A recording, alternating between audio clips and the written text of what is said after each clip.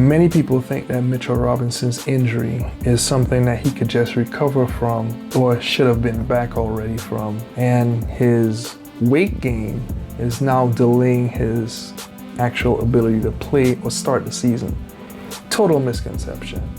One thing we have to think about when it comes to Mitchell Robinson's injury is normally with a Jones fracture, it takes you an entire year to get to 90% healthy.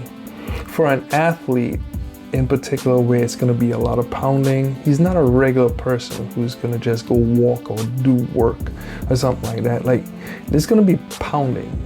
82 game schedule is going to lead to re-injury. One thing that everyone has to keep in mind that it's not so much about the weight. The weight is a thing, but it's down the list of things. It really is about time. Time is what heals this injury. Think of it this way. There's a construction site that has bad traffic to the construction site. So now the workers and the equipment take longer to get to the construction site. One thing that you'll hear a lot about Jones fractures is that it has less vasculature. There's less arteries and veins in that area of the foot.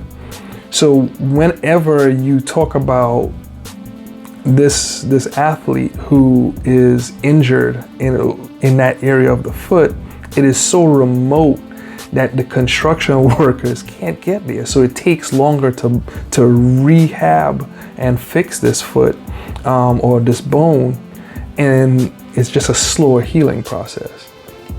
Other thing to take note, everyone has to realize that the next thing after that is he has to keep his entire body in shape. There's no way to simulate basketball shape, so he had to put on muscle and weight, because if the Knicks are to go to the next level, well, Mitchell Robinson has to take his body up to another level.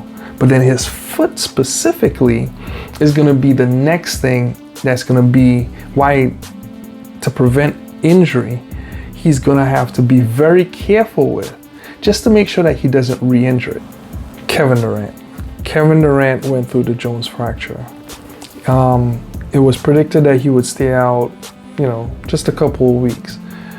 But he actually took a really long time. It was a lot of months leading up to his return. And he actually missed like 17 games in that season, 2014-15 season.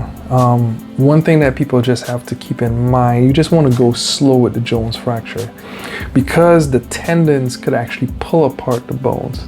In this case, there's screws that's going to be in there more than likely.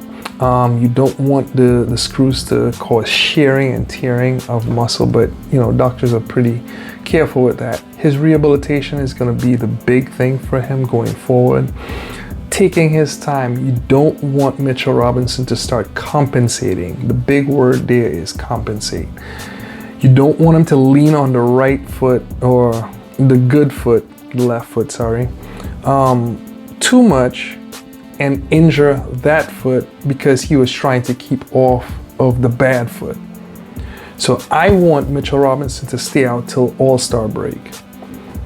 I don't know what you guys think. Please let me know. Let's make it a discussion. All right. Thanks, Knicks. Let's go.